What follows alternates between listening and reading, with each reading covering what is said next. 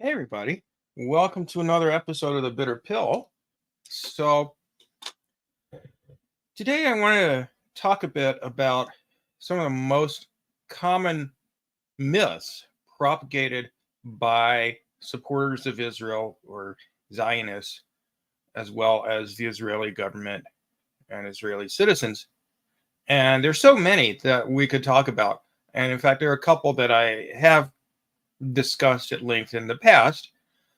One is the claim that Hamas uses human shields, that is, uses civilians to shield combatants, use civilians as shields in order to avoid being fired upon by the Israeli military. And in fact, as I discussed at length in a video on that, it's actually Israel that routinely uses civilians as human shields and not quote unquote Hamas, or as their military wing is actually called, Al-Qassam.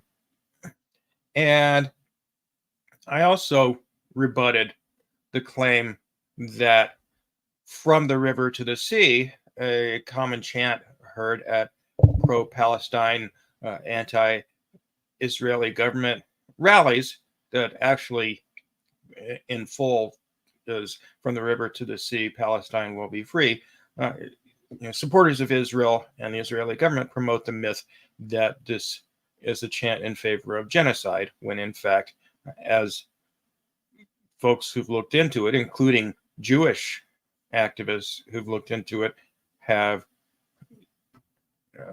demonstrated, it's simply a chant for freedom and no call for genocide is involved.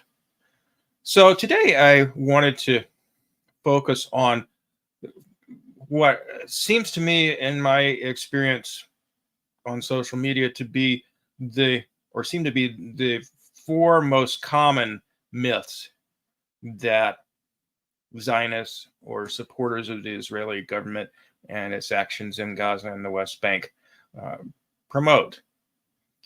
And those four myths, in the order I'm going to discuss them, are: there was a ceasefire before October 7th, which the quote-unquote Hamas invasion of Israel violated. Quote-unquote Hamas casualty figures are inflated. The so-called war, which is actually a genocide, would be over tomorrow if Hamas surrendered and released the hostages. And the fourth one I'm going to discuss is the claim that what Israel is doing is not a genocide. So, as for the first claim, that there's there was a ceasefire supposedly on October 7th.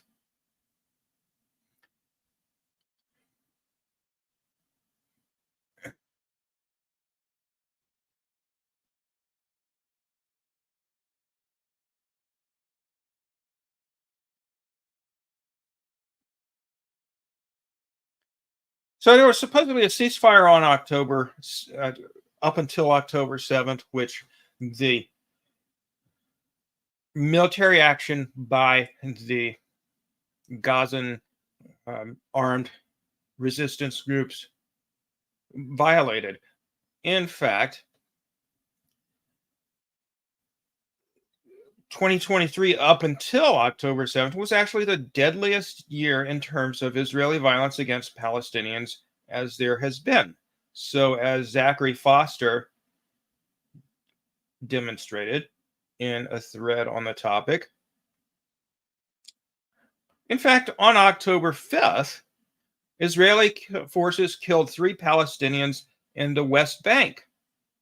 So, as you know, there are 2 main areas that Palestinians still live in and maintain some semblance of control over, although in the West Bank, they're under military occupation. The Israeli military dominates them. But anyway,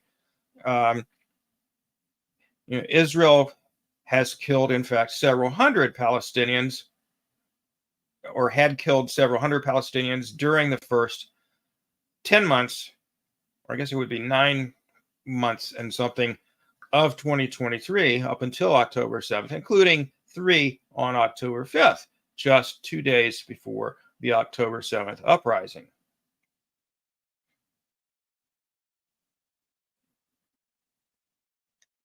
And there was a 4th one killed as well in a different part of the West Bank. On September 22nd, Israeli forces killed a Palestinian 18-year-old, Abdullah Abu Hassan, in the West Bank. September 19th, Palestinians in Gaza were protesting Israel's inhumane treatment of Palestinian prisoners, of which there were several thousand at that time. Most of them either being held without charges or held without any sort of trial. So, in other words, these, I think it was 8,000 prisoners were in fact hostages. So we always hear talk about the Israeli hostages that Palestinians, in fact, did take on October 7th, some 240, but there are actually several thousand Palestinians being held in Israeli prisons without being convicted of any crime. And in essence, they're hostages too. So the Israeli military murdered one of the protesters, shot him in the head. Also on September 19th, Israeli forces killed 5 Palestinians and wounded 30 during an overnight raid in the Aqaba Jabir refugee camp, which is in Jenin, which I believe that's also in the West Bank.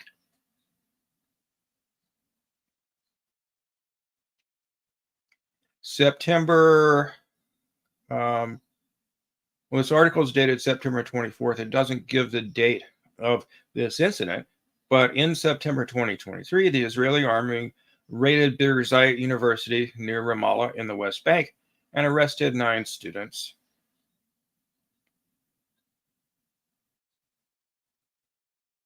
September 19th, Israel injured 7 Palestinians in Gaza, including 3 children, during protests in Gaza, 2 different places in Gaza. September 18th, Israeli forces injured 4 journalists wearing vests clearly identifying them as press in Gaza, covering a protest. During the period of approximately 2 weeks between the 5th and 18th of September of 2023, Israeli forces injured 4 Gazan fishermen for committing the crime of fishing. So Israel not only blockades the area surrounding the Gaza Strip with fences and walls and basically armed forces surrounding the Gaza Strip, but they also have naval vessels patrolling the waters, preventing people from going out in the water in a boat, even to fish. On 15th of September, Israel bombed Gaza, injuring 1. On the 13th of September, in Gaza, Israeli forces shot at protesters.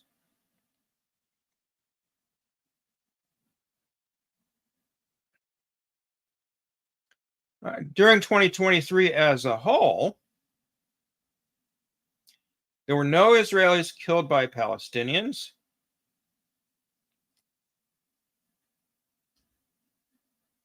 There were 211 Palestinians injured by Israeli forces. Wait, that should be killed, I think. Oh, I'm sorry, I misunderstood this. Palestinians killed by Israeli forces, 179 in the West Bank and 33 in the Gaza Strip during 2023 up until October 7th. So it was the most violent year, as you can see there, in the West Bank during the 2020s. And in fact, the most since they kept count of deaths of Palestinians at the hand of the Israelis in the West Bank and Gaza Strip separately.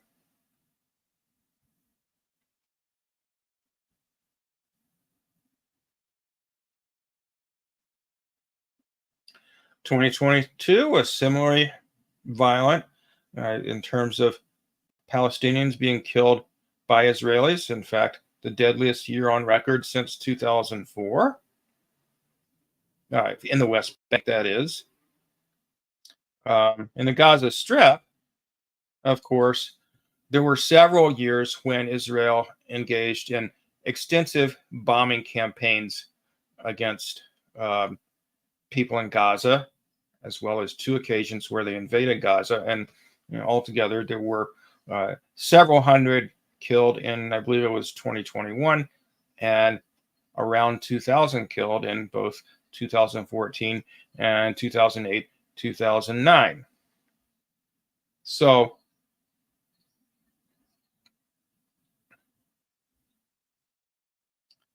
there just isn't any truth to this claim whatsoever. Okay, so myth number 1. I think we've debunked that one. Okay, how about myth number 2? Hamas casualty figures are inflated. This has been a common claim of supporters of Israel.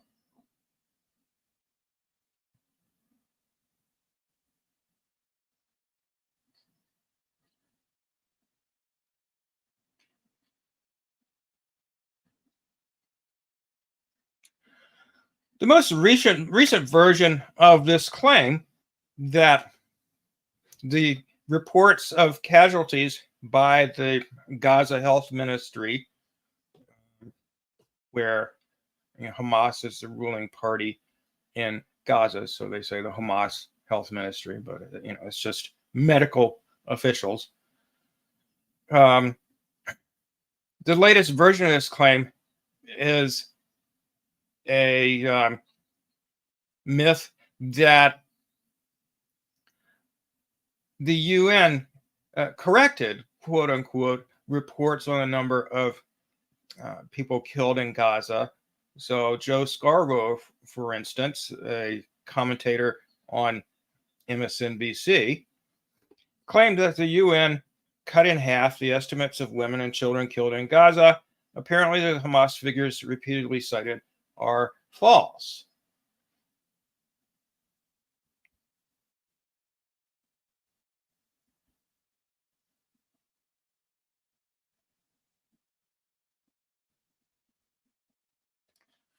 In fact, what actually happened was that the UN noted that roughly half of the women and children reported killed could not be definitively identified. That is, they didn't know who they were. However, they could tell that they were women or children, and of course that they were dead. So the body count didn't change. The only thing that the UN report noted was that roughly half of the women and children who had been killed were identified and half were not. And in fact, as Zay Squirrel, an anonymous X account that does wonderful reporting on the conflict in Palestine, as he said, in fact, the reported figures are a vast undercount, as many are missing under rubble or in mass graves. So, Euromed is an organization that includes the people who are known to be missing. Their bodies haven't been found, but most of them wind up dead. They include those in their reports of the number killed, and it's consistently about 10,000 more than the number that Hamas the Gaza Health Ministry reports killed. And there have been estimates that are much higher than that, that include people that we can't say for sure how they died, i.e., they weren't bombed or shot or anything like that, but they died prematurely as a result of disease, or they couldn't get medical treatment for some serious conditions such as cancer or diabetes, and so forth. And those estimates are well over 100,000.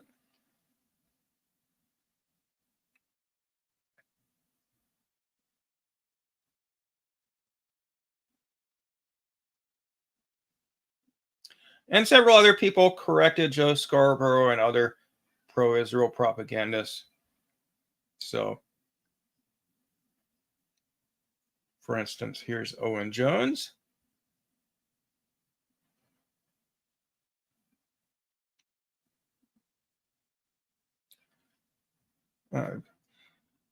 Today, Farhan Haq, deputy spokesperson for the Secretary General of the UN, was asked about the quote halving of the casualty figures. He refutes the halving narrative, stating clearly that the Ministry of Health in Gaza have fully identified 24,686 of the dead. Haq states that the greater than 35,000 number of fatalities remains unchanged. What's changed is the Ministry of Health in Gaza has updated the breakdown of fatalities for whom full details have been documented. Of the remaining 10,000 dead, Haq states, which of those are children, which of those are women, will be reestablished once the full identification process is complete. The process of documentation is ongoing. Haq then reaffirms his belief in the accuracy of the Ministry of Health fatality figures. Okay, and I'll try to remember to include a link to this in the video description.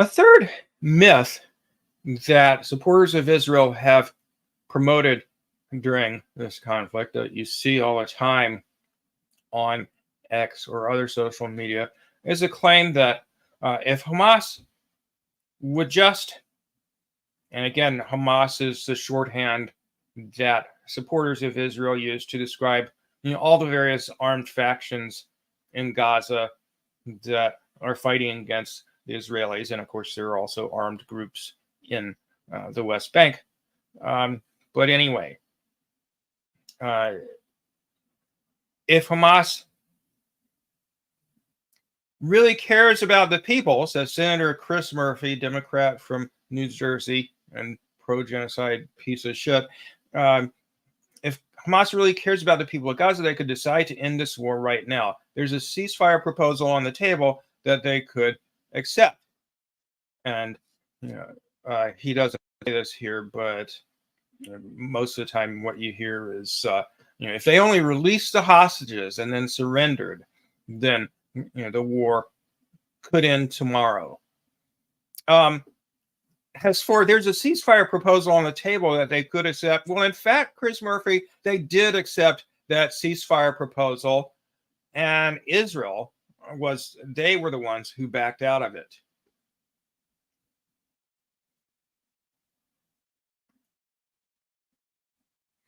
Let's look at some other versions of this.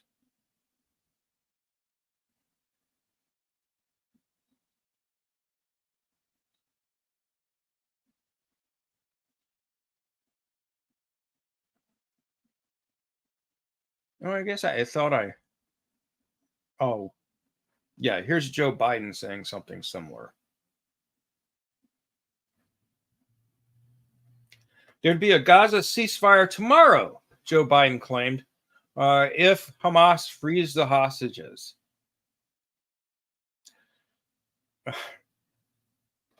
Now let's think about that.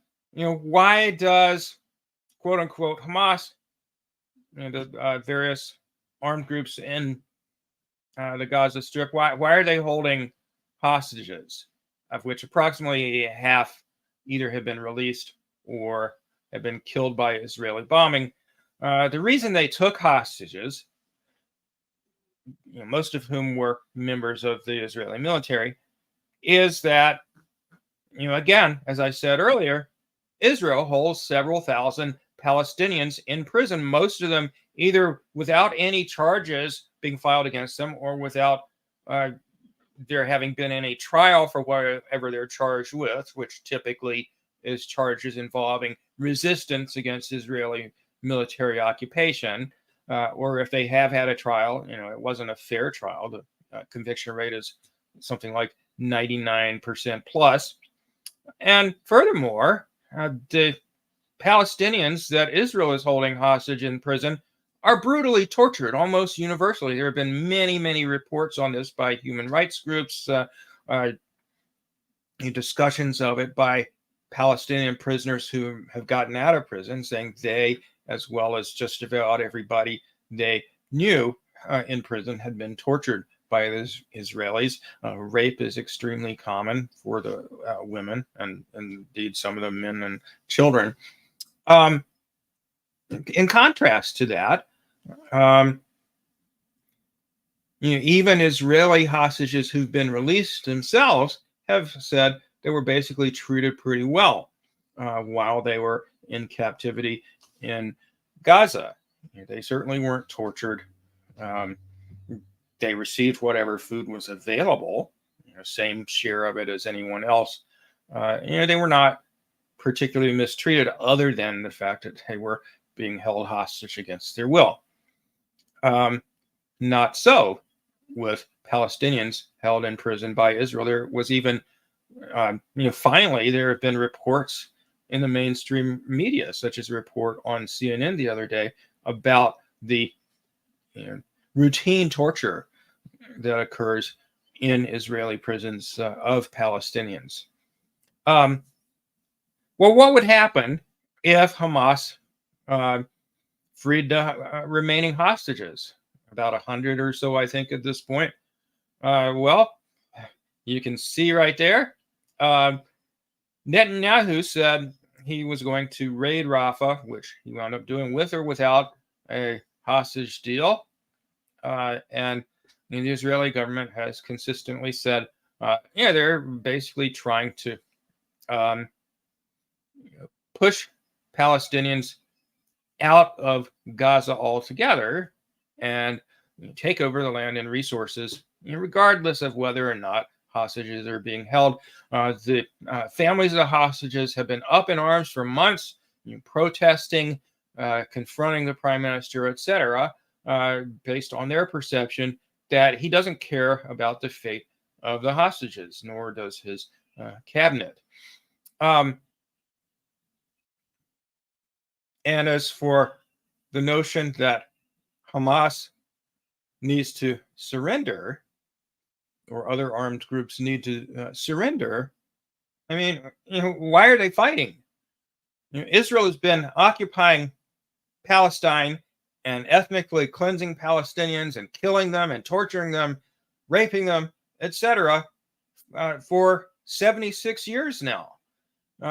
Just the other day, 2 days ago, was the 76th anniversary of the Nakba. I'm not sure if it was the anniversary of the beginning of it or the end, but anyway, several thousand, I think the estimates are around 15 to 20,000 Palestinians were killed back then out of a much smaller population, and approximately 700,000 were pushed out of their homes, either into Gaza or some other part far away from their home in Palestine or out of Palestine altogether.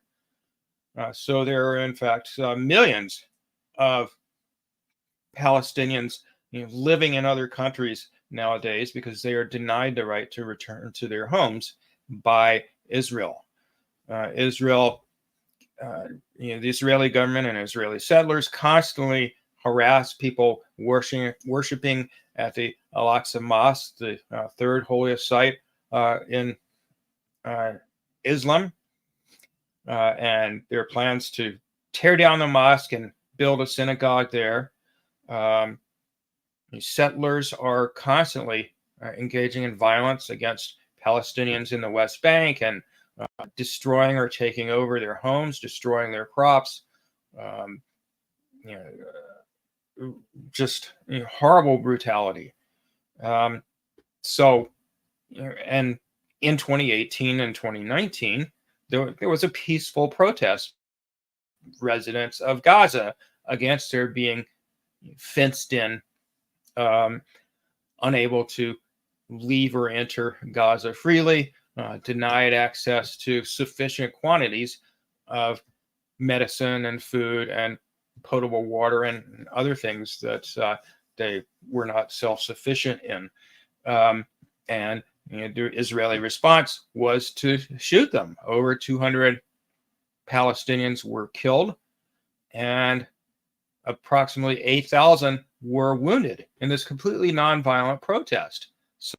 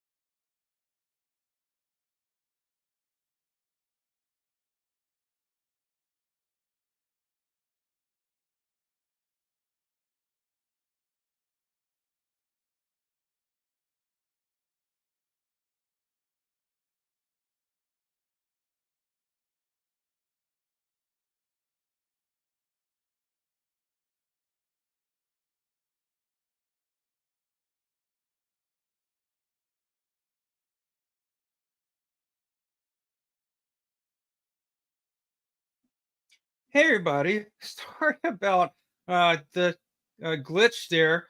My internet went down for a few minutes, so I unfortunately uh, was unable to uh, talk to you for a few minutes. So let's see, where was I? I was talking about myth number three: the war would be over tomorrow if Hamas surrendered and released the hostages. Um, Obviously not true. It's based on the premise that uh, Hamas and other Palestinian groups are the aggressors, and Israel was just defending itself after October 7th. But as I'm sure most all of you who are watching this know, um, in fact, Israel has been slaughtering Palestinians and kicking them out of their homes and off their land and taking it for themselves, taking land and resources from Palestinians and uh, engaging in brutal violence against anyone who resists them ever since 1948. And so October 7th represented uh, merely a well-planned military and well-prepared military uprising to um, try and fight back against the violence and impose some accountability on the Israelis for their military occupation and raise the international profile of it so that ultimately enough pressure could be brought to bear both by uh, the Palestinian armed resistance and their allies, such as Hezbollah and uh, various other armed factions in several other countries, uh, along with international pressure in terms of divestment and sanctions and so forth, um, you know, ultimately ending the Israeli occupation. And obviously, Hamas is not going to surrender because they are fighting for Palestinians' freedom, and they have in fact been making offers to release the hostages ever since October 7th happened. So in fact, here is an offer on October 10th.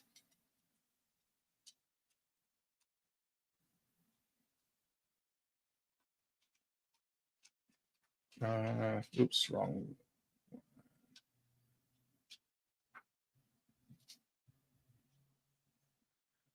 Yes.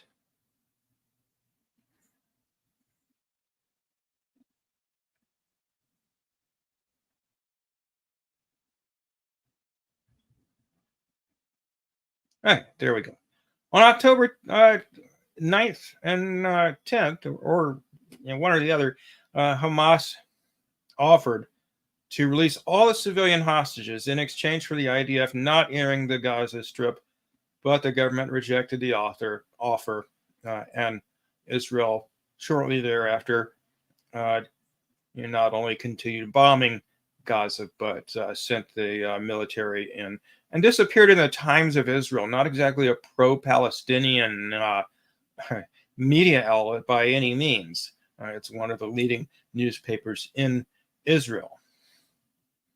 And this is a quote from one of the family members of the hostages, many of whom met with Netanyahu in the aftermath of October 7th. So to give you the full quote, we left the meeting very disappointed because Netanyahu talked about dismantling Hamas as the goal of the war. He didn't promise anything regarding the demand to return the hostages. He merely said a military operation in Gaza was needed to serve as leverage for the hostages release, which of course is a lie. They go on to say, we later found out that Hamas had offered on October 9th or 10th to release all the civilian hostages in exchange for the idea of not entering the Strip, but the government rejected the offer. And in fact, in late November, a deal was worked out between Hamas and the Israeli government for them to release most of the civilian hostages in exchange for Israel releasing, I think it was about 300 um, Palestinian hostages, as I prefer to call them, um, and about a 2 week ceasefire in order for that to occur safely. What people who say, "Oh well, Hamas should just release the hostages right now," don't think about or don't care to talk about is that if that happened without any ceasefire, they would simply get caught in the crossfire and killed. Um, so they can't simply release the hostages whenever. They're not going to surrender because, of course, they are fighting to liberate Palestine from Israeli military occupation. So the only option, if the Israeli government were sincerely interested in getting the hostages released, would be a ceasefire and a mutual release of hostages. And so far, Israel has refused to do so, even though an offer was on the table and accepted by Hamas very recently.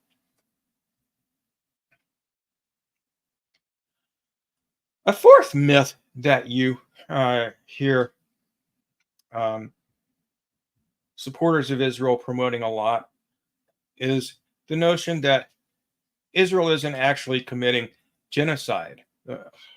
That supposedly there's some uh, you know unspecified number of people that need to be killed or proportion of the population that needs to be killed for uh, you know, violence to meet the criterion of genocide.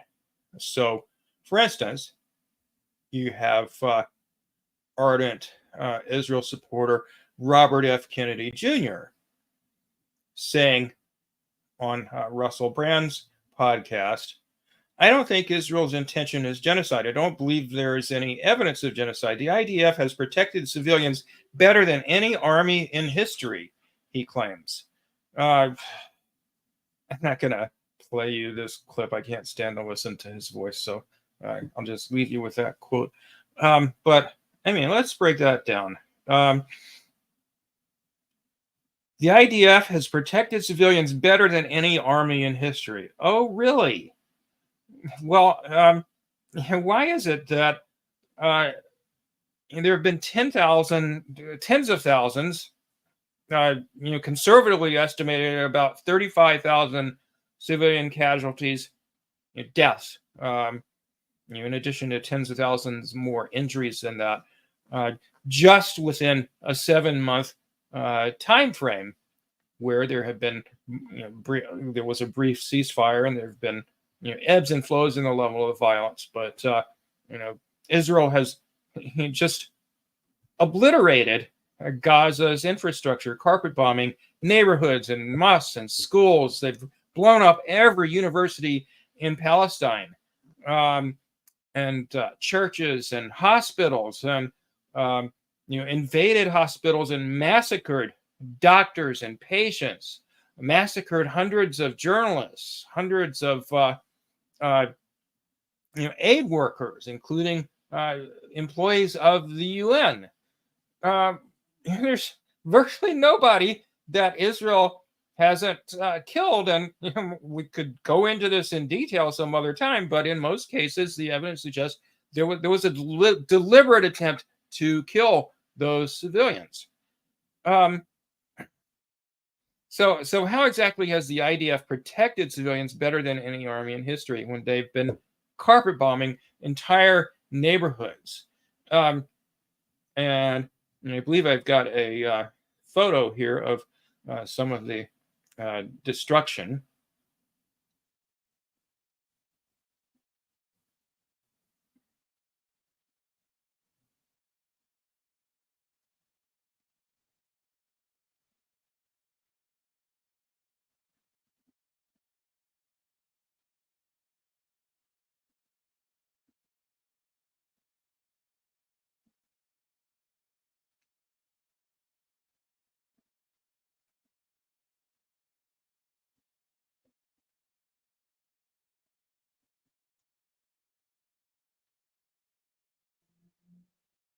Uh, let's see. How can I display it?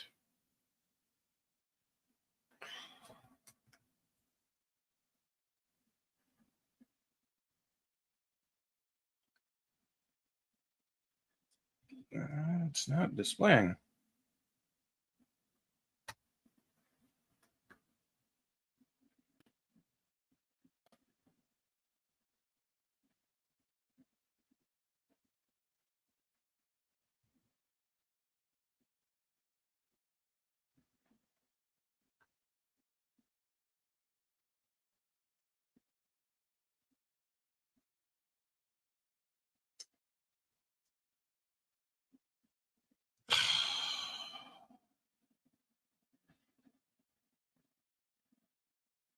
Okay, I did not ask for it to be full screen. I don't know why it's doing this.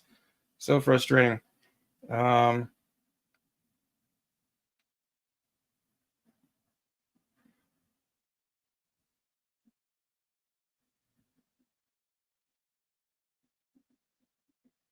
there we go. I mean, just look at that. Every building is damaged. Most of them are flattened in this huge area. Um, and this is what Israel has done all over the Gaza Strip. So, the idea that they were trying to protect civilian casualties, I mean, civilians from being killed, is just utterly preposterous.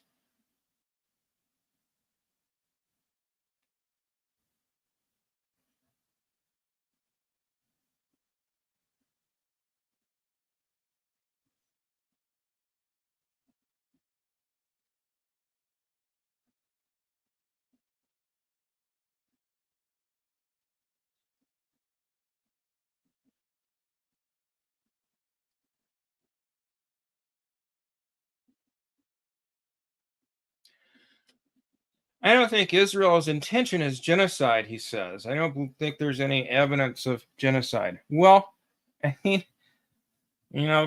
South Africa presented an 84-page case to the International Court of Justice, the UN's court that rules on state violence, including whether states are committing genocide. And about 15 pages of that document are uh, lists of genocidal statements, statements of intent to just massacre as many people as they could by Israeli government officials, officials in the Israeli military, and so forth. Um, so, just to look at a few.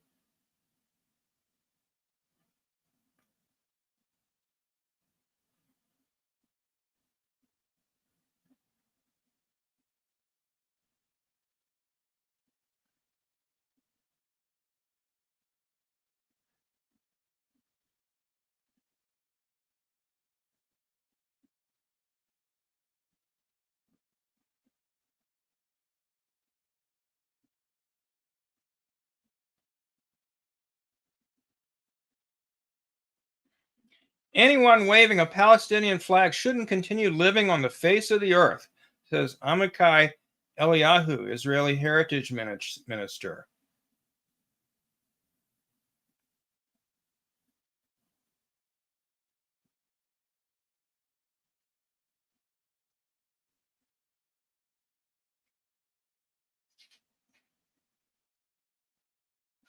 Level the place, says Lindsey Graham.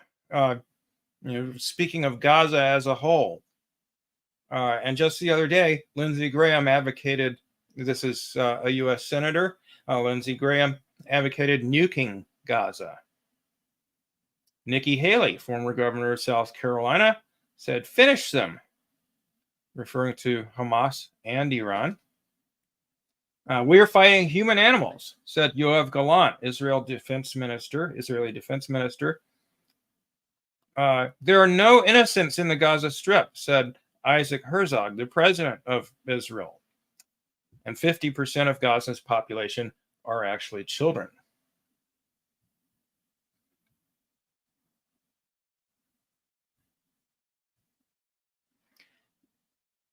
Right now, one goal: Nakba, a Nakba that will overshadow the Nakba of 48. Nakba in Gaza and Nakba to anyone who dares to join, said Ariel Kalner, Israeli member of the Knesset. Um, let's look at a few more.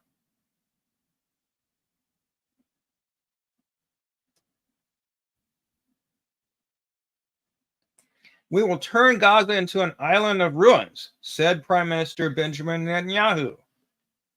We're dropping hundreds of tons of bombs on Gaza. The focus is on destruction, not accuracy, said Daniel Hagari, a spokesman for the Israeli military. I already gave you Ariel Kalner's statement. Ezra Yakin, veteran of the Israeli army, said, wipe out their families, their mothers, and their children. These animals must not be allowed to live any longer. Maya Golan, Israel's Minister of Women's Affairs, who has been leading the charge on the so far completely unsubstantiated allegations that Hamas or other Palestinian groups committed mass rape on October 7th. So Golan said, I want to tell the world that they have long known about me in Israel. I don't care about Gaza. I literally don't care about Gaza. They can go swimming in the sea. Yitzhak Herzog, who is the president of Israel, is an entire nation who are responsible. This rhetoric about civilians supposedly not being involved is absolutely untrue, and we will fight until we break their backs. Tali Gottlieb, Israeli politician in the Likud party, Jericho missile, doomsday weapon. That's my opinion. Powerful rockets to be fired without borders, Gaza to be smashed and razed to the ground. Yoav Gallant, defense minister of Israel, there will be no electricity, no food, no fuel. Everything is closed. We're fighting animal people, and we are acting accordingly.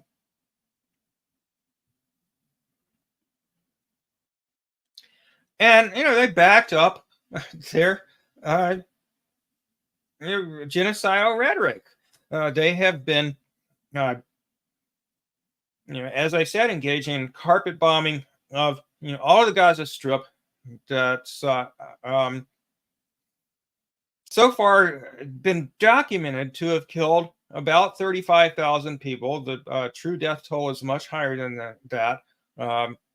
Approaching 100,000 wounded, many of them seriously. People, having limbs blown off, or their limbs had to be amputated, often without anesthesia.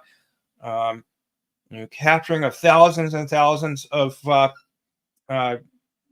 civilians, prisoner, both in Gaza and in the West Bank, and in pretty much every case, torturing them, brutally torturing them, sometimes torturing them to death. Just wholesale destruction of Gaza's infrastructure, schools and hospitals and religious places of worship, and homes and apartment buildings. Hundreds of thousands of homes so destroyed that you really couldn't live in them.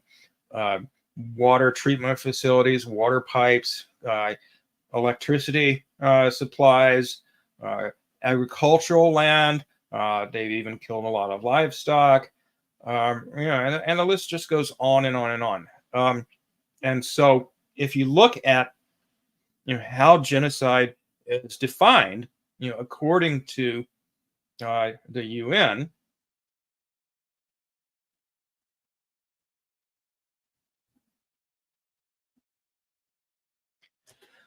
genocide means any of the following acts committed with intent to destroy in whole or in part a national, ethnic, racial, or religious group as such.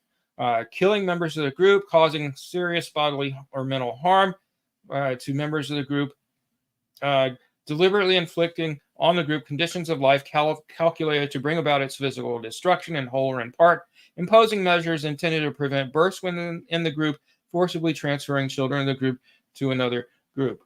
So notice it doesn't say you have to kill X number of people in order to meet the definition of a genocide. You have to express genocidal intent, which that's pretty clearly demonstrated, and you need to engage in acts that reflect that intent, where you're engaging in mass bombing campaigns, for instance, which Israel has done. You summarily execute people just randomly. So I forget which hospital it was, but there have been a number of hospitals in Gaza where they found mass graves containing hundreds of people. One contained a total of 3 mass graves that they've found so far, totaling over 1,000 people, where people had clear signs of being executed, their hands tied behind their back, bullet in the back of the head, et cetera, et cetera.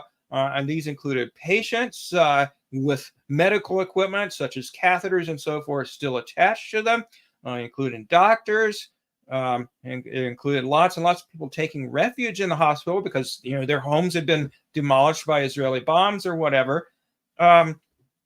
And just everywhere you look in Gaza, just mass destruction with no pretense, really, or not very much of a pretense of focusing on military targets, because most of the targets have been civilian. So we've got killing members of the group, tens of thousands known so far, causing serious bodily or mental harm to members of the group. So imagine what losing your home and being forced to flee for your life, and losing dozens of members of your family to Israeli bombs and so forth. You're having serious injuries, etc. What kind of mental harm does that do to you? Or being captured and tortured by the Israeli military. Deliberately inflicted on the group conditions of life calculated to bring about its physical destruction in whole or in part. So cutting off all food and water from coming in. You have Israeli settlers aided and abetted by the military and the police, destroying food supplies coming in, burning aid trucks, attacking truck drivers driving those trucks. The military refusing to let aid trucks enter. So Israel has taken over the border crossing between Gaza and Egypt, the Rafah border crossing, completely. So no food whatsoever has come into Gaza through that route. And they've already blocked off all the other routes by land into Gaza for days now. It's been a week since any significant quantity of food at all has come into the Gaza Strip. So, people are continuing to starve. It's getting worse and worse, especially in the north. One of the worst cases of mass starvation in modern history. Destroying crops, destroying livestock, destroying the infrastructure needed to supply clean water, and just on and on. Imposing measures intended to prevent births within the group, destroying medical facilities so that women can't safely bear their children. It's just so obvious at this point that genocide is happening in Gaza, and you could even say, even though the death toll currently is a few hundred rather than tens of thousands, you could say that that's happening in the West Bank as well. They're pushing people off of their land, to destroying their crops and homes, and stealing their money, and just taking everything they have, and brutalizing them and forcing them to flee their land, destroying elements of their culture. About 1,000 mosques and churches have been destroyed in Gaza. All the universities and most of the schools have been wiped out. At this point, it's just not even reasonable to doubt that genocide is happening. You hear some defenders of Israel saying, well, if Israel really wanted to commit genocide, they just, uh, drop a nuke on them, or carpet bomb everything they could all at once. But who said genocide has to happen all at once? I mean, how long did it take the Nazis to kill millions of Jews and millions of other people? It took them years. This has been going on for about 7.5 months, and already during that period, we have, depending on whose estimate you go with, somewhere between 35,000 and over 100,000, with, according to people who study genocide, the majority of deaths are going to come later from disease and starvation, resulting from, inflicting on the group conditions of life calculated to bring about its physical destruction, such as cutting off food and water, clean water. I mean, you can't live without clean water. Millions of people die each year from diseases that they get as a result of not having access to clean water. So what do you think is going to happen in Gaza?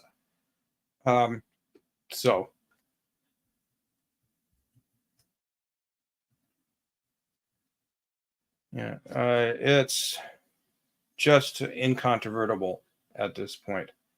Okay, well, I had planned on this, going for considerably less than an hour, but partly as a result, or mostly as a result of the glitch in my internet connection, we've been on here for more than an hour so far, so I guess I should wrap it up. But again, the